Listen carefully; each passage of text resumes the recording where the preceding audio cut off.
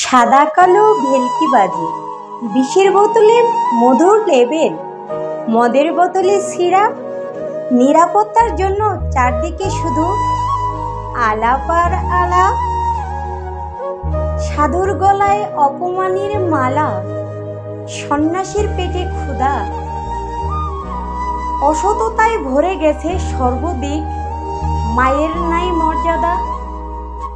সামাজিকতা আর আন্তরিকতা প্রায় বিলাসিতার পথে, স্বার্থের জন্য মিল নাই এখন, সবাই মরা উল্টো রথে।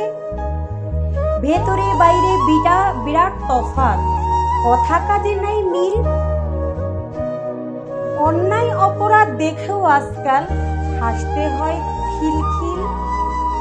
অপরাধী আর লেবাসধারীর কথা শুনেও বাজাতে হয় তালি।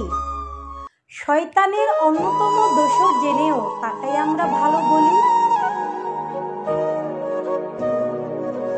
বাদলে দিনে ছাতা মাথায়, বাদল যাচ্ছে স্কুলে, ভয়ে কাতরে মনা সেদিন বৃষ্টিতে ফুটবল খেলে।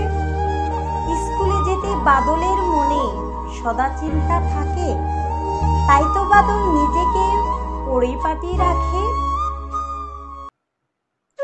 বাদল জানে শত বাধায় স্কুল করা যাবে না বন্ধ, এমনি যদি করা হয় তবে ফলাফল হবে মন্দ।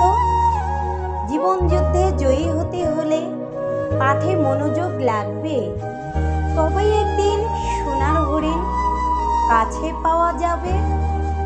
সোনার হরিণ ধরতে হইলে জ্ঞান বুদ্ধি হতে হবে ভালো, জ্ঞানের চেয়ে দুনিয়ায় নাই কিছু আড়ালো।